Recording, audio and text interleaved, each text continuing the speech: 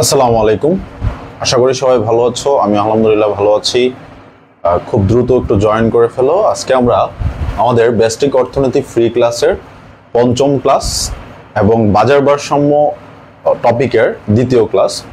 সবাই ক্লাসটিতে জয়েন করে ফেলো এবং আজকে আমরা বাজার ভারসাম্যের একেবারে গুরুত্বপূর্ণ একটা টপিক শিখব, যেখান থেকে পরীক্ষায় প্রশ্ন আসার সম্ভাবনা অনেক বেশি। এবং সাউন্ড অ্যান্ড এভরিথিং ক্লিয়ার আছে কিনা একটু কমেন্টে জানিয়ে দেবা। তাড়াতাড়ি জয়েন করে ফেলো, দ্রুত জয়েন করে ফেলো এবং সবাই ক্লাসটা একটু শেয়ার করে দিবা। কাইন্ডলি সবাই ক্লাসটা একটু শেয়ার করবা। তোমরা ক্লাস করো কিন্তু ক্লাসটা শেয়ার করতে চাও না। হ্যাঁ, একটু কাইন্ডলি ক্লাসটা শেয়ার করে দিবা।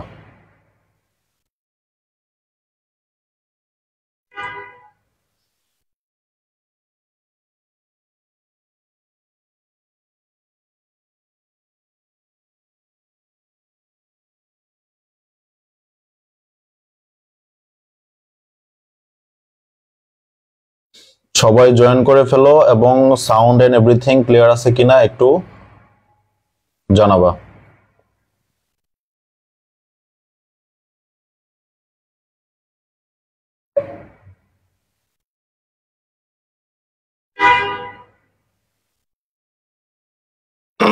এবং কে কোথা থেকে ক্লাসটা দেখতেছো একটু কাইন্ডলি জানাবা।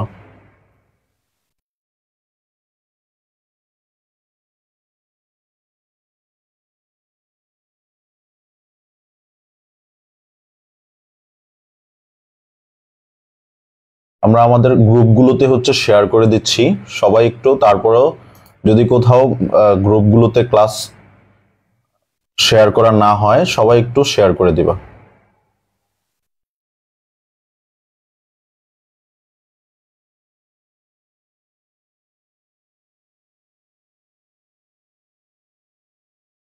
ওকে, আমরা আমাদের ক্লাসটা শুরু করে দিব খুব দ্রুত। আশা নিশা, ওয়ালাইকুম আসসালাম ভাইয়া, সবাই জয়েন করেছো? আফিয়াত পূর্ণতা, ওয়ালাইকুম আসসালাম ভাইয়া, সবাই জয়েন করো, সবাই জয়েন করে ফেলো। জয়েন করলে আমরা ক্লাসটা খুব দ্রুত শুরু করতে পারবো। আর সবার রমজান কেমন যাচ্ছে এবং সবার পড়াশোনা কেমন যাচ্ছে সেটা একটু জানাবা। ওকে, অলরেডি 6 জন জয়েন করেছো, আরো দ্রুত জয়েন করো এবং মেনশন করে দাও। সবাই একটু কাইন্ডলি ভিডিওটা শেয়ার করে দাও। ভিডিওটা একটা শেয়ার করো, আর একটা লাইক করো, রিয়েক্ট করো, আর একটা শেয়ার করে দাও।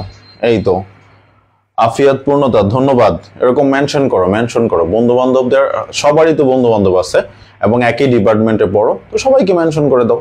এটা তো ফ্রি ক্লাস, এটা তো কারোর কোনো ধরনের প্রবলেম থাকার কথা না। ঠিক আছে, ওকে, আলহামদুলিল্লাহ সবার ভালো।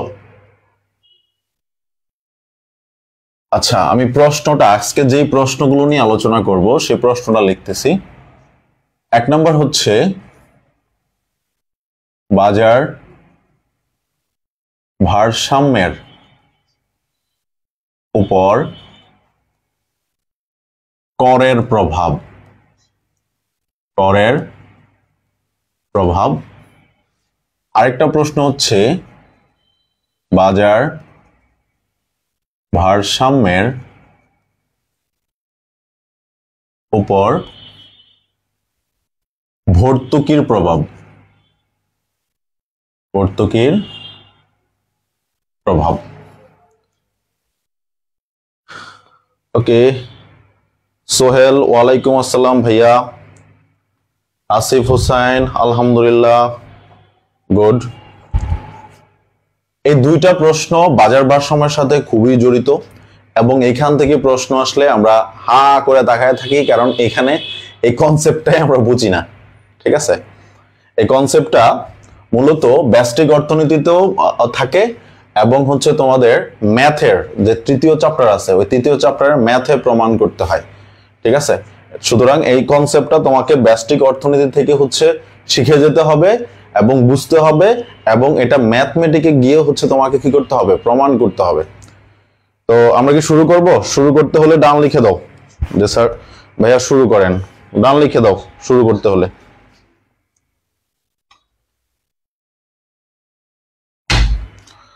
সাউন্ড সবকিছু ক্লিয়ারলি দেখা যাচ্ছে তো?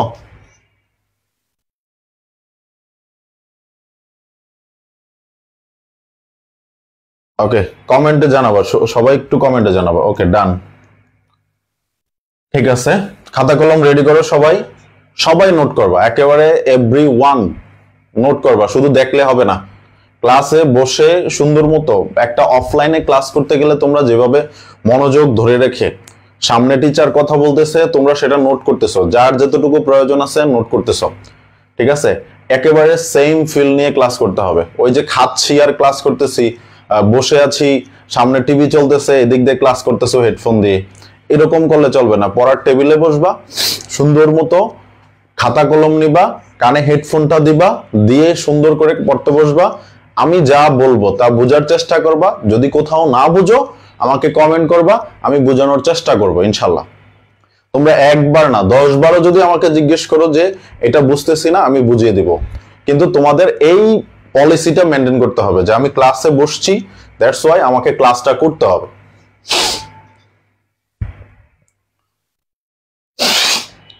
কারণ সামনের দিনগুলোতে তোমাদের ন্যাশনাল ইউনিভার্সিটি অনেক হার্ড লাইনে যাবে, এবং হার্ড লাইনেরটা শুরু করবে হচ্ছে ব্যাস্টিক থেকে।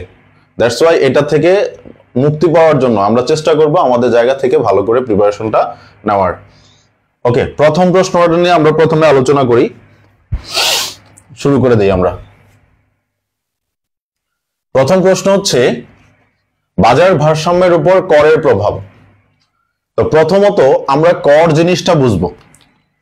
করের ইংরেজি হলো ট্যাক্স। ট্যাক্স কাকে দিতে হয়? উৎপাদনকারী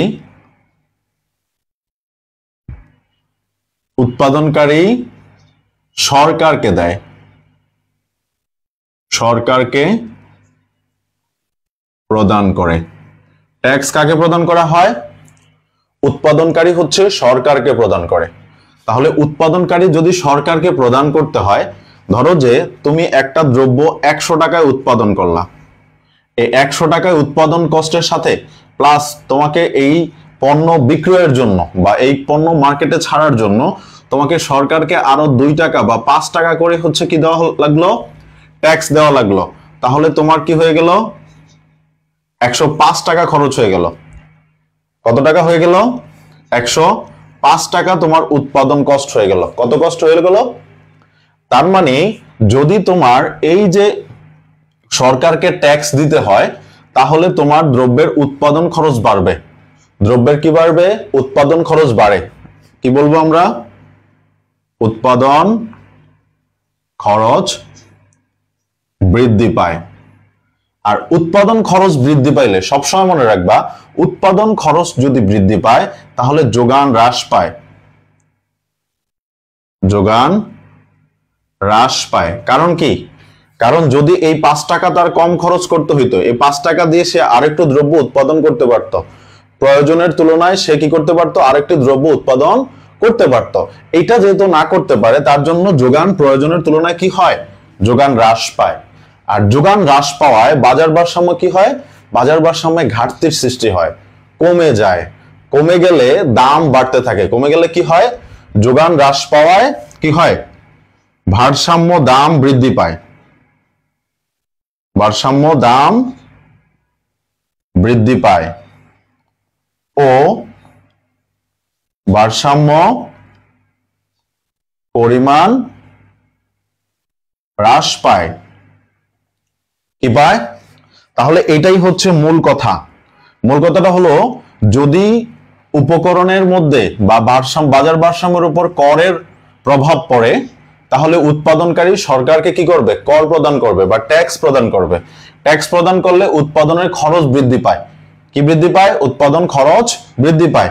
আর উৎপাদন খরচ বৃদ্ধি পাইলে যোগান হ্রাস পায়। আর যোগান হ্রাস পাইলে ভারসাম্য দাম বৃদ্ধি পায় ও ভারসাম্যের পরিমাণ হ্রাস পায়। তাহলে এটাই হচ্ছে বাজার ভারসাম্যের উপর করের প্রভাব। তাহলে এবার এটাকে আমরা একেবারে গুছায়া লিখবো কিভাবে? যে ভাইয়া আমরা তো কনসেপ্ট বুঝলাম, কিন্তু কনসেপ্ট বুঝলেও আমি হচ্ছে কি করতে পারি না, খাতায় উপস্থাপনটা ঠিক মতো করতে পারি না। ঠিক আছে? তাহলে খাতায় কিভাবে উপস্থাপন করবা সেটা আমি শিখিয়ে দিচ্ছি। দেখো, খাতায় আমরা এভাবে উপস্থাপন করব, বাজার ভারসাম্যের উপর সরকারি পরোক্ষ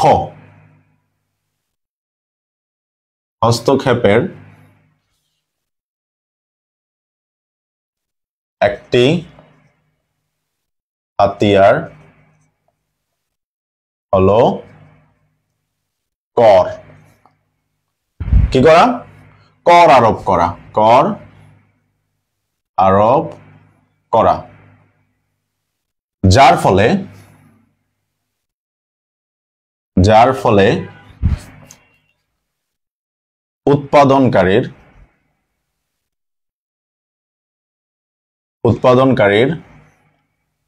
উৎপাদন খরচ বৃদ্ধি পায় এবং যোগান হ্রাস পায়।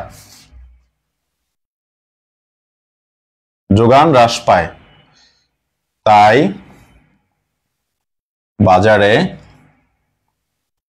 বাজারে লিখে এরপর লিখবা ভারসাম্য দাম বৃদ্ধি পায় এবং ভারসাম্য পরিমাণ হ্রাস পায়। এইটুকু সবাই ক্লিয়ার? সবাই ক্লিয়ার হলে ডান লিখে দাও। এটুকু যদি সবাই ক্লিয়ার থাকো তাহলে ডান লিখে দাও। এরপরে আমরা এটাকে চিত্রের সাহায্যে ব্যাখ্যা করব। এটুকু ক্লিয়ার হলে ডান লিখে দাও। সবাই একটু কাইন্ডলি শেয়ার করে দাও, ক্লাসটা একটু শেয়ার করে দাও। ক্লাসটা একটু কাইন্ডলি শেয়ার করে দিবা। হ্যাঁ,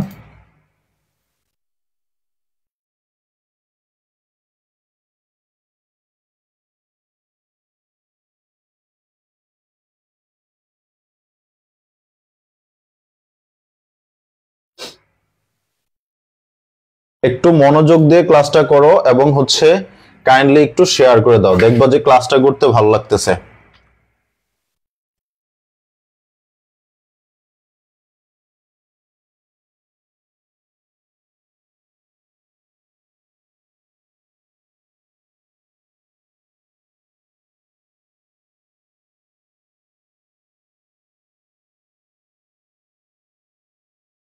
ওকে, সবার ডান।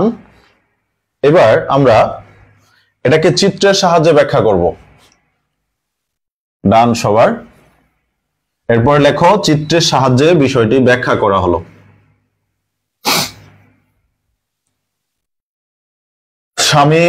শারমিন জান্নাতি ইতি ডান, আশা নিশা ডান। ওকে, আর কি সবাই নাই? সবাই একটু অ্যাক্টিভ হও না, একটু হাত চালাও, একটু অ্যাক্টিভ হয়ে হাতটা চালাও, তাহলে তো হলো। ওকে, তাহলে চিত্রের সাহায্যে ব্যাখ্যা করব। এটার জন্য তোমাদের কোনো ধরনের সূচি অঙ্কন করার প্রয়োজন নাই। তোমরা কি করবা? তোমরা শুধুমাত্র চিত্র দিয়ে ব্যাখ্যা করবা এবং এই কনসেপ্টটা তোমার মাথায় একদম সেট থাকতে হবে। কিভাবে আমি এটাকে চিত্রের সাহায্যে উপস্থাপন করতে পারি। প্রথমে আসো, আমরা গত ক্লাসেই ভারসাম্যের চিত্র আঁকা শিখেছিলাম। ঠিক আছে, এখানে নিয়েছিলাম দাম, এখানে নিয়েছি পরিমাণ। ওকে, তো এখন আমরা জানি চাহিদা রেখা এরকম হয়, এটা চাহিদা রেখা, আর এটা হলো যোগান রেখা। এটা হলো কি? যোগান রেখা। এই যোগান রেখা এবং চাহিদা রেখা পরস্পর যেই বিন্দুতে ছেদ করে, এই বিন্দুতে কি হয়? বাজার ভারসাম্য, অর্থাৎ কিউডি ইকুয়াল টু কিউএস। কি হয়? ই বিন্দুতে এখানে কি হয়েছে? ই বিন্দুতে কিউডি ইকুয়াল টু কিউএস, তাই এটাই ভারসাম্য বিন্দু। এই বিন্দুতে ভারসাম্য দাম এবং পরিমাণ কতটুকু? ভারসাম্য দাম হলো ধরো P0 টাকা, পরিমাণ Q0 একক। ওকে, পরিমাণ হলো Q0 একক। এখন এই অবস্থায় যদি কর আরোপ করা হয়। এটা হচ্ছে বর্তমান অবস্থা, ধরো যে প্রেজেন্ট সিচুয়েশন, বাজার ভারসাম্যের প্রেজেন্ট সিচুয়েশন হচ্ছে এটা। এই অবস্থায় বাজারে যদি কি করা হয়, কর আরোপ করা হয়, কর আরোপ করা হয়, তাহলে কর আরোপ করা হলে যোগান হ্রাস পাবে। কি পাবে? যোগান হ্রাস পাবে। একটু মনোযোগ দাও, হ্যাঁ, যোগান হ্রাস পাবে। তাহলে যোগান হ্রাস পেলে, আমরা জানি যোগান হ্রাস পেলে, যোগান হ্রাস পেলে যোগান রেখা, যোগান রেখা, এগুলো ছোট সাইড নোট করে রাখবা, হ্যাঁ, এগুলো মনে থাকবে না, বাট সাইড নোটটা করে রাখবা। যোগান রেখা বাম দিকে স্থানান্তরিত হয়। যোগান রেখা কি হয়? বাম দিকে স্থানান্তরিত হয়। সুন্দর করে এটুকু সাইড নোট করে রাখো এইভাবে। কর আরোপের ফলে যোগান হ্রাস পাবে, আর যোগান হ্রাস পেলে যোগান রেখা বাম দিকে স্থানান্তরিত হয়। ঠিক আছে? তাহলে বাম দিক কোথায়? এই যে আমি দাঁড়ালাম, ঠিক আছে, এটা হচ্ছে আমার ডান দিক, এটা হচ্ছে বাম দিক। তোমরা যখন খাতায় লিখতে বসবা ঠিক এইভাবেই, তোমার এটা হচ্ছে ডান দিক, এটা হচ্ছে বাম দিক। এই যে রেখাটা আছে, যোগান রেখাটা আছে, এটার থেকে যোগান রেখাটা বাম দিকে যাবে। এটা হচ্ছে বাম দিক, এটা হচ্ছে ডান দিক। তাহলে এই বাম দিকে যদি অবস্থান করে নতুন যোগান রেখা যখন কর আরোপ করা হয়, এটা হলো নতুন যোগান রেখা। এটা হচ্ছে কি? নতুন যোগান রেখা। এই নতুন যোগান রেখাটা যখন এই দিকে স্থানান্তরিত হয়, তখন আমরা কর আরোপ করা বুঝি। কি বুঝি? কর আরোপ করা হয়েছে। এখন কর আরোপ করা হইলে আবার চাহিদার সাথে যোগানের একটা সংমিশ্রণ হয়েছে। দেখো, এই E1 বিন্দুতে আবার নতুন ভারসাম্য। তাহলে নতুন ভারসাম্য কোথায়? E1 বিন্দুতে। কি হলো? এখানে হচ্ছে E1 বিন্দুতে আমরা নতুন ভারসাম্য পাইলাম। এই অবস্থায় ভারসাম্য পরিমাণ ধরো যে Q1, আর ভারসাম্য দাম হচ্ছে P1। দেখো তো, এই যে যোগানটা হ্রাস পাইলো, যোগান হ্রাস পাওয়ায় পূর্বের তুলনায় ভারসাম্য দাম E1 বিন্দুতে ভারসাম্য দাম ছিল ও P0, এবং ভারসাম্য পরিমাণ ছিল ও Q0, এবং ই বিন্দুতে, আর E1 বিন্দুতে ভারসাম্য দাম হলো ও P1, এবং ভারসাম্য পরিমাণ হলো ও Q1। অর্থাৎ এইটুকু পরিমাণ হ্রাস পাইছে, এইটুকু দাম বৃদ্ধি পাইছে। এটা কি বলা হয়? বাজার ভারসাম্যের উপর করের প্রভাব। এইটুকু দেখো সবাই বুঝতে পারছো কিনা? বুঝতে পারলে সবাই ডান লিখো। একটু ভালো করে মনোযোগ দিয়ে দেখো, বুঝতে পারবা, এবং বুঝতে পারলে সবাই ডান লিখবা। সবাই ডান লিখবা বুঝতে পারলে।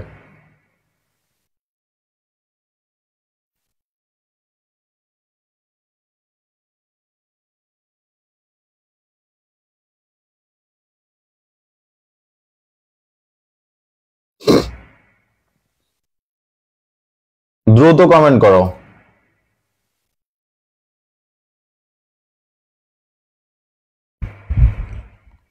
দ্রুত কমেন্ট করো, সবাই ডান লিখো।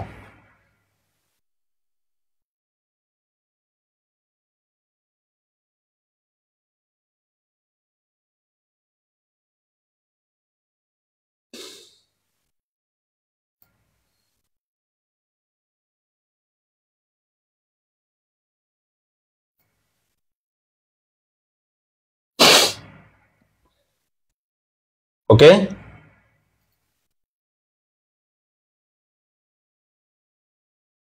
ওকে, রিয়াতুল জান্নাত রিয়ামণি ডান। তাহলে এবার এটার ব্যাখ্যাটা আমরা কিভাবে শুরু করব?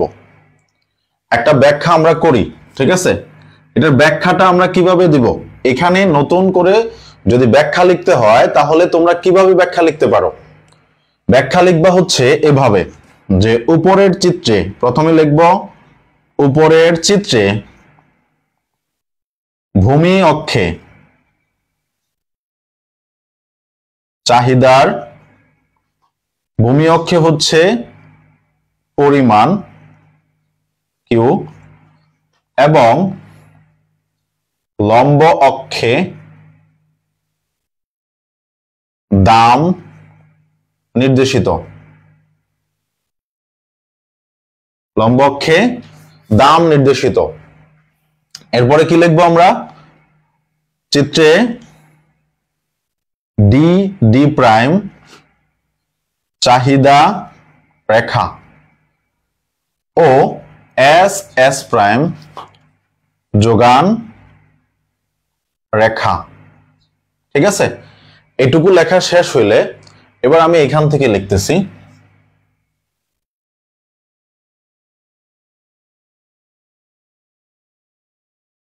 দেখো, যোগান রেখা ই বিন্দুতে চাহিদা ও যোগান রেখা পরস্পর ছেদ করায়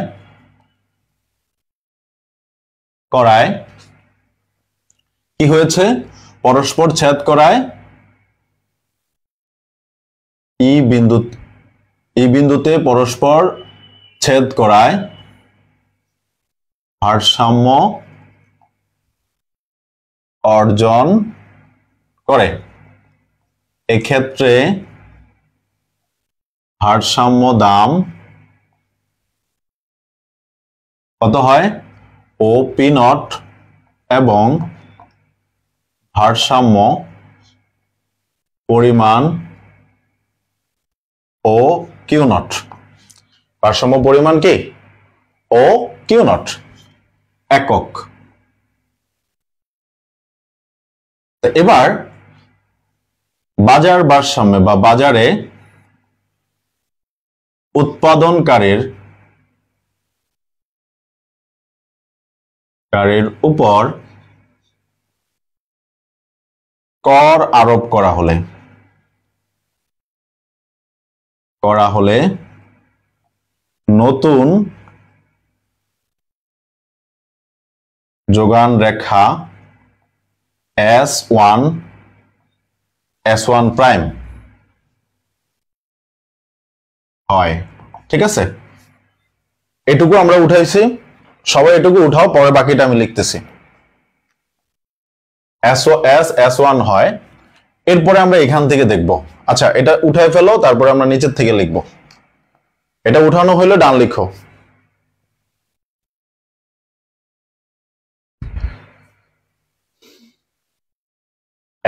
S1 হয়। তাহলে এইবার আমরা এটার মূল জিনিসটা লিখব। এখান থেকে আমরা লিখি আবার। ঠিক আছে, S1 হয়, তাই E1 বিন্দুতে নতুন ভারসাম্য অর্জিত হয়, যেখানে ভারসাম্য দাম ও P1 ও পরিমাণ ও Q1 একক। ওকে, সুতরাং এরপর লিখবা, সুতরাং বলা যায় কি হয়েছে? ভারসাম্য, সুতরাং বলা যায় কর আরোপের ফলে ভারসাম্য দাম P0 P1 পরিমাণ এরপর আমি এখান থেকে উপরে লিখতেছি, পরিমাণ বৃদ্ধি পায় ও Q1 পরিমাণ চাহিদা ও যোগান হ্রাস পায়। ঠিক আছে, তাহলে এই হচ্ছে তোমাদের বাজার ভারসাম্যের উপর করের প্রভাব। বাজার ভারসাম্যের উপর করের প্রভাব। একটু দ্রুত উঠায় ফেলবা এবং সবার উঠানো শেষ হলে ডান লিখে দিবা। একটু কমেন্ট করবা দ্রুত। আর কারোর কোনো দিক দিয়ে বুঝতে প্রবলেম হলে আমাকে কমেন্টে জানাও যে বুঝতে সমস্যা হচ্ছে।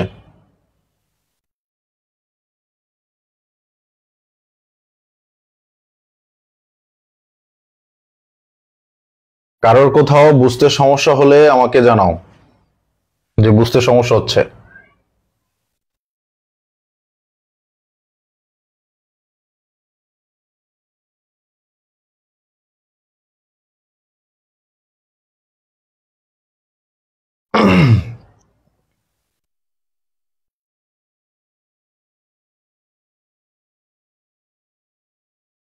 ওকে, এটা শেষ হইলে আমরা নেক্সট প্রশ্নে চলে যাব। ওকে, ডান ডান হিরানোর ডান। ওকে, সবাই একটু কমেন্ট করো, দয়া করে সবাই একটু কমেন্ট করো। আর তোমাদের এখানে প্রথম কমেন্টে দেখো একটা গ্রুপ লিংক দেওয়া আছে, ওই গ্রুপে হচ্ছে তোমরা জয়েন করতে পারো এবং হোমওয়ার্ক গুলো ওইখানে এবং নোট গুলো ওইখানে শেয়ার করবা, ঠিক আছে? ওকে, আমরা পরবর্তী প্রশ্নে চলে যাই। পরবর্তী প্রশ্নে চলে যাব। শারমিন জান্নাতি ইতি, আচ্ছা আমি শুধু নিকনেম ধরে বলি। ইতি ডান, ফারিয়া ডান।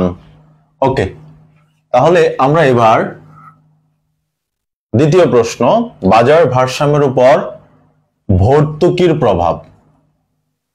ভর্তুকির প্রভাব, ঠিক আছে? এবার আমরা একটু সুন্দর করে বুঝবো ভর্তুকি জিনিসটা কি। হ্যাঁ, ভর্তুকি কোথা থেকে আসলো? ভর্তুকি জিনিসটা হলো যে আমি উৎপাদন করব, ধরো আমি একজন উৎপাদনকারী, আমি উৎপাদন করব, এটার উৎপাদন কস্ট অনেক বেশি, মেকিং কস্ট অনেক বেশি, বাট এটা বাজারে হচ্ছে কি করতে পারবো না, অত পরিমাণের আমি সাপ্লাই দিতে পারবো না, কারণ যেহেতু মেকিং কস্ট অনেক বেশি। তো মেকিং কস্ট অনেক বেশি, এটাকে কমানোর জন্য আমার অবশ্যই কোনো না কোনো জায়গা থেকে টাকা আসতে হবে। যখন সরকার কি করে আমাকে বলে, ধরো যে বাংলাদেশের একটা প্রোডাক্টের নাম বলি, চিনি। চিনি তো আমরা সবাই ব্যবহার করি, চিনি, তারপর হচ্ছে সার, ঠিক আছে? এই দ্রব্যগুলার উৎপাদন খরচ অনেক বেশি। তো উৎপাদন খরচ যেহেতু অনেক বেশি, তাহলে তাদের বাজারে যদি প্রোডাক্ট ছাড়তে হয় তাহলে অবশ্যই তাদের কি লাগবে, টাকাটা বেশি লাগবে। আর এই টাকা, বেশি টাকাটা কোত্থেকে আসবে? বেশি টাকাটা হচ্ছে এদেরকে সরকার দেয়, উল্টা মানে হচ্ছে ট্যাক্সের মাধ্যমে সরকার হচ্ছে টাকা নেয় তাদের থেকে। আর কিছু কিছু ইন্ডাস্ট্রিতে কি করা হয়, সরকার আরো উল্টা উৎপাদনকারীকে টাকা দেয়। আর এই টাকা দেওয়ার ফলে এখানে উৎপাদন বৃদ্ধি পায়। কি পায়? উৎপাদন বৃদ্ধি পায়। তাহলে আমরা বলতে পারি বাজার ভারসাম্যে বাজারে উৎপাদনকারীকে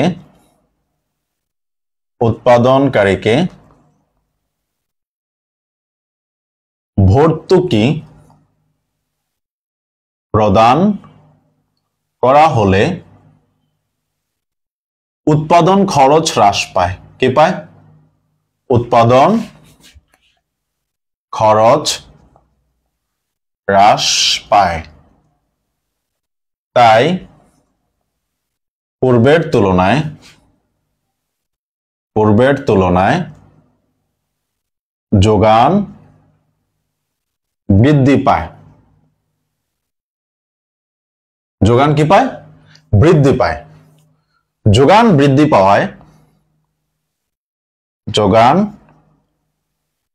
পাওয়ায় বাজারে দ্রব্যের দাম, বা আমরা বলতে পারি বাজারে ভারসাম্য দাম হ্রাস পায়। ও যেহেতু যোগান বাড়ছে, তাহলে ভারসাম্য পরিমাণও কি পাবে? বৃদ্ধি পাবে। ভারসাম্য পরিমাণ বৃদ্ধি পায়। ভারসাম্য পরিমাণ কি পায়? বৃদ্ধি পায়।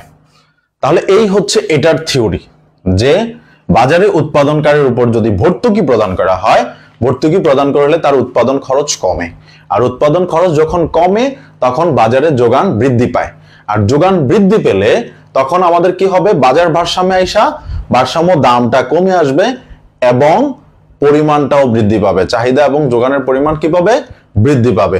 তাহলে এই হচ্ছে আমাদের বাজার ভারসাম্যের উপর ভর্তুকির প্রভাব।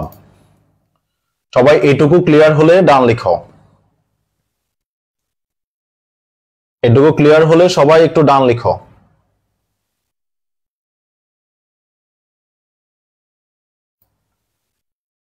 এটুকু সবাই ক্লিয়ার হলে ডান লিখি আমরা।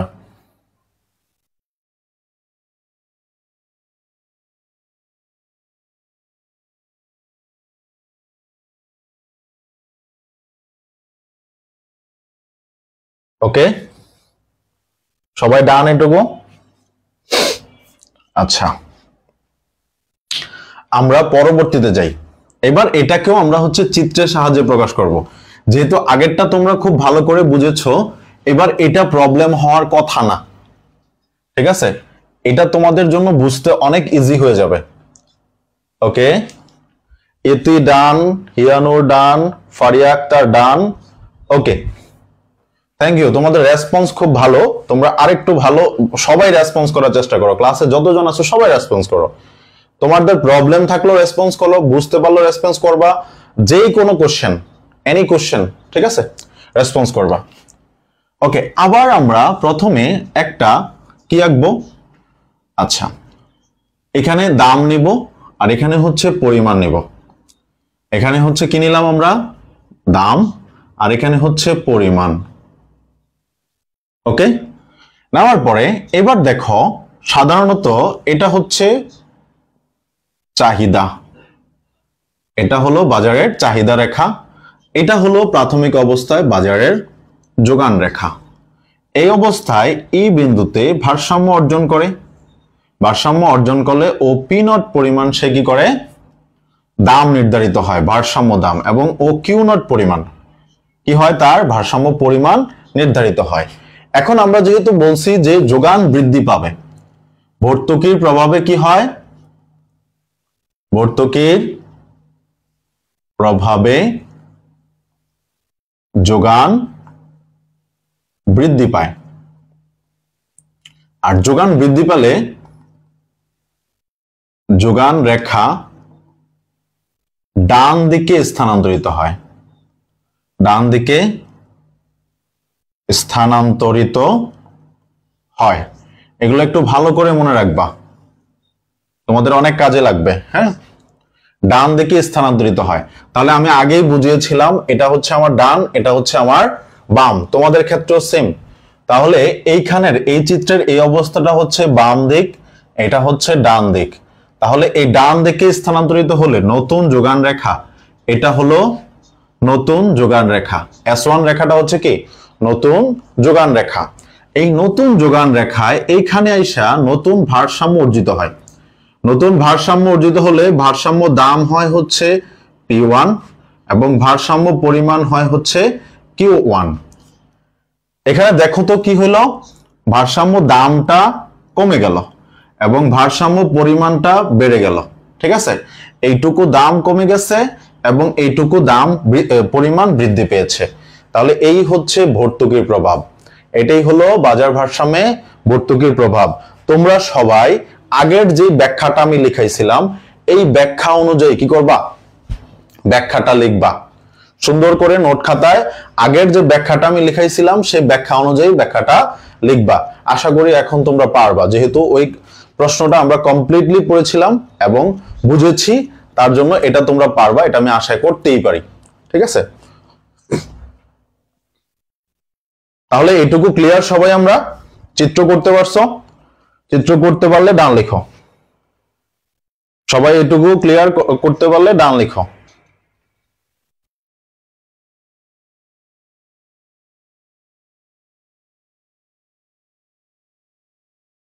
এটা শেষ হইলে আমরা লাস্ট আরেকটা প্রশ্ন করব, খুবই গুরুত্বপূর্ণ। ফারিয়া আক্তার ডান, হিয়ানোর ডান, আর কেউ নাই? সবাই সবাই কমেন্ট করো, সবাই কমেন্ট করো। ওকে, ডান। আচ্ছা, এরপরে আমরা চলে যাই নেক্সট কোশ্চেন এবং next topic. Next question and next topic. Okay, next topic এবং কোশ্চেন হলো ভোক্তার উদ্বৃত্ত ধারণাটি ব্যাখ্যা করো। ভোক্তার উদ্বৃত্ত ধারণাটি কি করো? ব্যাখ্যা করো। এটা কি তোমরা পারো? সবাই জানো বিষয়টা কি? দেখি কয়জনে জানো, একটু কমেন্ট করো। ভোক্তার উদ্বৃত্ত বিষয়টা সবাই জানো কিনা দেখি আমরা, কয়েকজন শুনছো কিনা বা কখনো এটা পড়েছিল কিনা। পড়েছো তোমরা?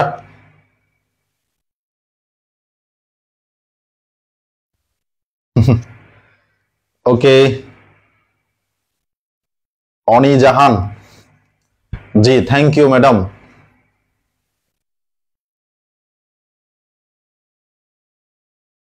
ওকে, ভোক্তার উদ্বৃত্ত আমরা নিয়ে আলোচনা করি।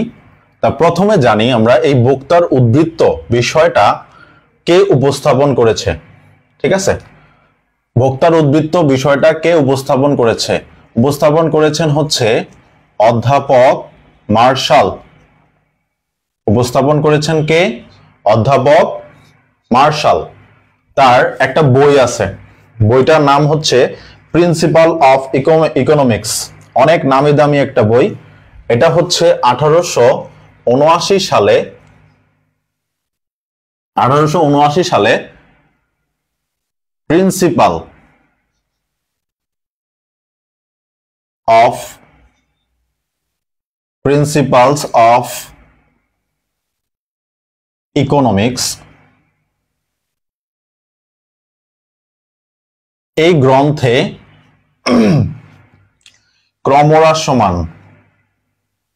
ক্রমহ্রাসমান প্রান্তিক উপযোগ বিধির সাথে এই যে ভোক্তার উদ্বৃত্ত ধারণাটি ব্যাখ্যা করেন। তাহলে এই ধারণার উদ্যোক্তা বা এই ধারণার হচ্ছে, না ইন্টারে নাই স্যার, এতে ইন্টারে এটা ছিল না। ভোক্তার উদ্বৃত্ত এই ধারণাটা ইন্টারে নাই। আমি ইন্টার পড়াই তো, ইন্টারের বইয়ে এই ধারণাটা নাই।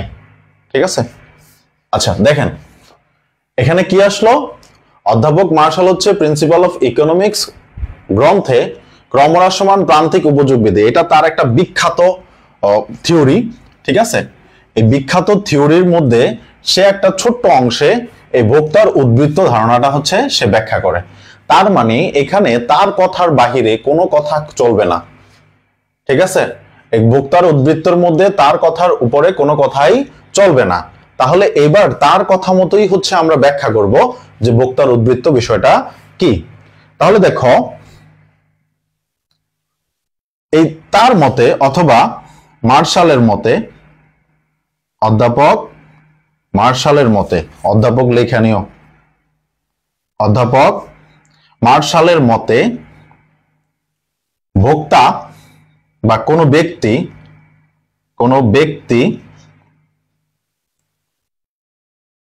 কোনো দ্রব্য বা দ্রব্যের জন্য যে পরিমাণ দাম দিতে ইচ্ছুক থাকে এবং প্রকৃতপক্ষে যে দাম দেয় তাদের পার্থক্যকে পার্থক্যকে কি বলা হয়? ভোক্তার উদ্বৃত্ত বলে। ভোক্তার উদ্বৃত্ত বলে। এদের পার্থক্যটাকে আমরা কি বলবো? ভোক্তার উদ্বৃত্ত। এখন এটা আমি একদম সরল ভাষায় বলি, একদম সাধারণ ভাষায়। উদ্বৃত্ত শব্দের অর্থ হচ্ছে লাভ, বেশি থাকা। উদ্বৃত্ত শব্দের অর্থ হচ্ছে কি? লাভ অথবা বেশি থাকা।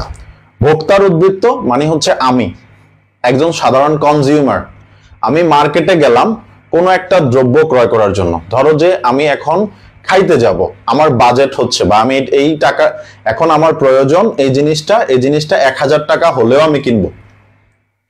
যেমন কিছুদিন আগে হচ্ছে ধরো যে আমার যে মাইক্রোফোনটা ছিল আগের, এই মাইক্রোফোনটা নষ্ট হয়ে গেছে। এখন আমার জরুরি ভিত্তিতে ক্লাস নেওয়ার জন্য আরেকটা মাইক্রোফোন লাগবে। এখন মাইক্রোফোন লাগবে, এখন আমার এটা যদি 1500 টাকাও হয় আমি কিনতে রাজি, আমি কিনতে চাই। তখন আমি মার্কেটে গেলাম, বাজারে গেলাম, বাজারে গিয়ে তারপরে আমি এগুলা দেখলাম যে কোনটা আমি ক্রয় করতে পারি। এখন ওই দ্রব্যটা, এই মাইক্রোফোনটা দাম যদি একটু কম হয়, যেমন ধরো যে আমি 1200 টাকা দিয়ে কিনেছি, ধরো আমি 1200 টাকা 1500 টাকা দিয়ে হলে আমি কিনতাম, কিন্তু আমি কিনতে পেরেছি কত টাকায়? 1200 টাকায়। তাহলে এই যে মাঝখান দিয়ে আমার 300 টাকা কি হয়ে গেল? মনের অজান্তে আমার উদ্বৃত্ত রয়ে গেল। এই উদ্বৃত্ত থাকাটাকেই বলেছেন ভোক্তার উদ্বৃত্ত। ক্লিয়ার এটুকু সবাই? ভোক্তার উদ্বৃত্তটা ক্লিয়ার? যেমন সাধারণত তুমি কোনো পণ্য 100 টাকায় কিনতে রাজি, বাট তুমি বাজারে গিয়ে 90 টাকায় কিনতে পেরেছ, তাহলে এখান থেকে তোমার 10 টাকাই হচ্ছে কি? ভোক্তার উদ্বৃত্ত। তাহলে এখানে আমরা এটুকু ক্লিয়ার হব দ্রুত। এটুকু সবার ক্লিয়ার? ক্লিয়ার হলে ডান লিখো। ভোক্তার উদ্বৃত্ত বিষয়টা ক্লিয়ার সবাই? ক্লিয়ার হলে ডান লিখো।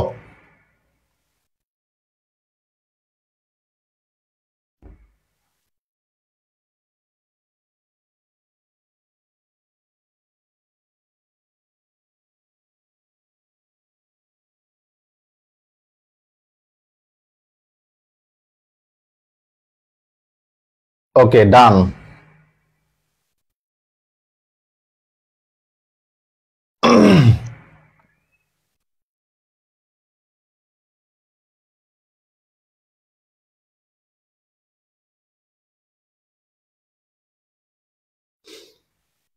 সবাই কাইন্ডলি একটু শেয়ার করে দিবা, হ্যাঁ? তোমাদের একটা শেয়ার আমাদের ক্লাসটা সবার কাছে পৌঁছে দিতে অনেক সহযোগিতা করবে।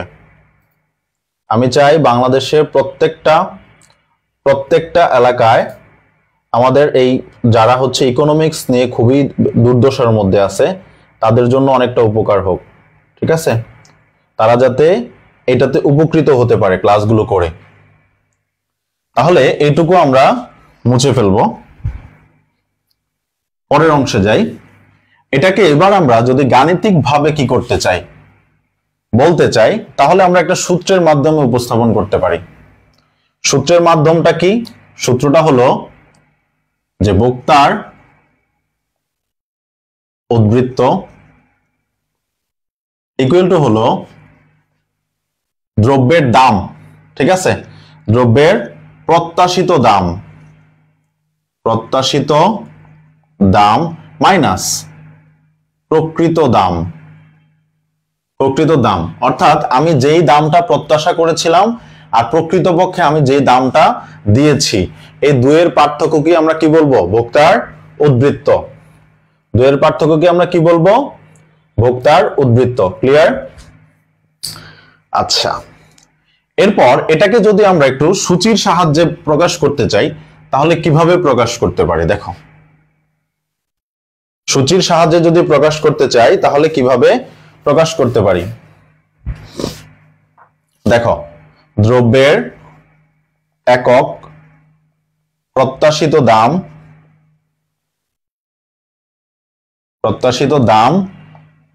প্রকৃত দাম, আরেকটা হচ্ছে উদ্বৃত্ত।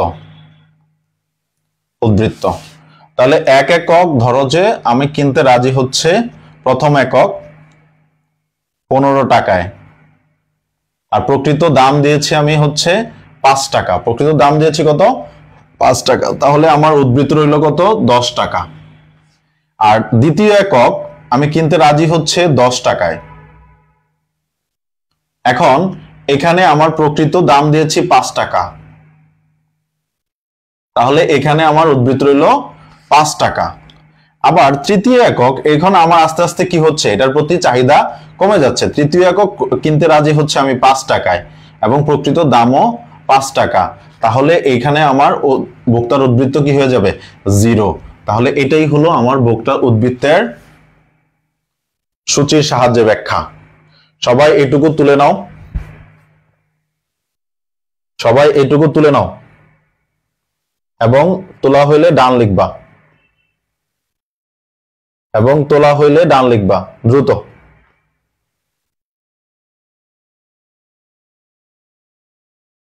সবাই এইটুকু তুলে নাও এবং তোলা হইলে ডান লিখবা, তারপরে আমরা চিত্রের সাহায্যে এটাকে ব্যাখ্যা করব। ওকে, এরপর এটা আমরা চিত্রের সাহায্যে ব্যাখ্যা করি।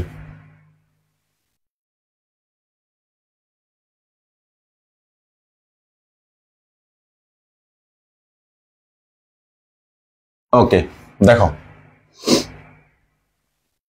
চিত্রের সাহায্যে ব্যাখ্যা, চিত্রের সাহায্যে ব্যাখ্যা।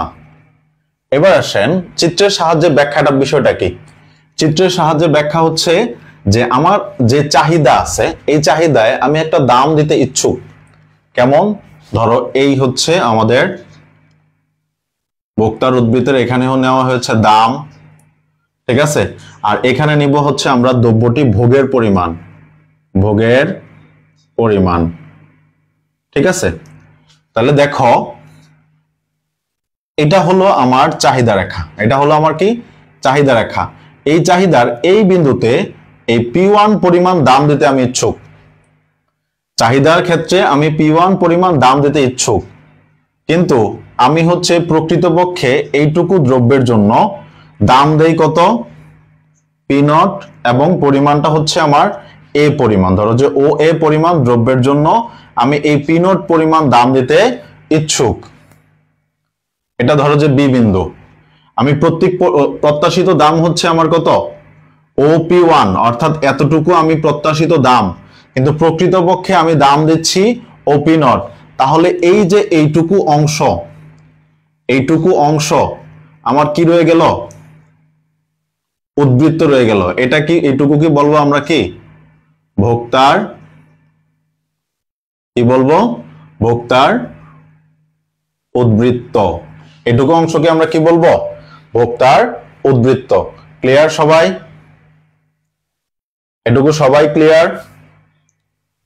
চিত্রটা আশা করি সবাই বুঝতে পারছো। যদি কারো কোনো কোশ্চেন থাকে কোশ্চেন করতে পারো। ভোক্তার উদ্বৃত্তের কোনো কোশ্চেন থাকলে করতে পারো।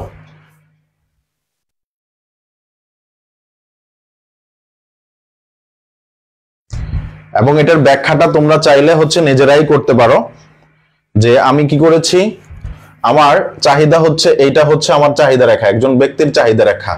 এই চাহিদার জন্য বা OA পরিমাণ চাহিদার জন্য আমি OP1 পরিমাণ দাম দিতে ইচ্ছুক। কতটুকু পরিমাণ? OP1 পরিমাণ। কিন্তু প্রকৃতপক্ষে দাম দেয় কত? দাম হচ্ছে OP0। প্রকৃতপক্ষে OP1 দাম দিতে আমি প্রস্তুত, কিন্তু প্রকৃতপক্ষে দাম দিয়েছি আমি OP0। তাহলে এই যে আমার P0 থেকে P1, P0 P1 এবং B এই পরিমাণ উদ্বৃত্ত থেকে যায়। এই উদ্বৃত্ত থেকে যাওয়াটা কি বলা হয়? কি ভোক্তার উদ্বৃত্ত। কি বলা হয়? ভোক্তার উদ্বৃত্ত। এবারও যদি কেউ না বুঝে থাকো, তারপরেও যদি কেউ না বুঝে থাকো, তাহলে হচ্ছে কোশ্চেন করতে পারো। আশা করি কারোর কোনো প্রবলেম হবে না। তারপরেও যদি কারোর কোনো প্রবলেম হয় আমাদেরকে বলতে পারো।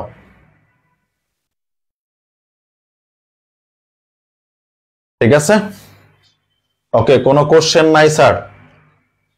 কোশ্চেন থাকে না কেন তোমাদের? তোমরা কি বাসায় পড়ো না?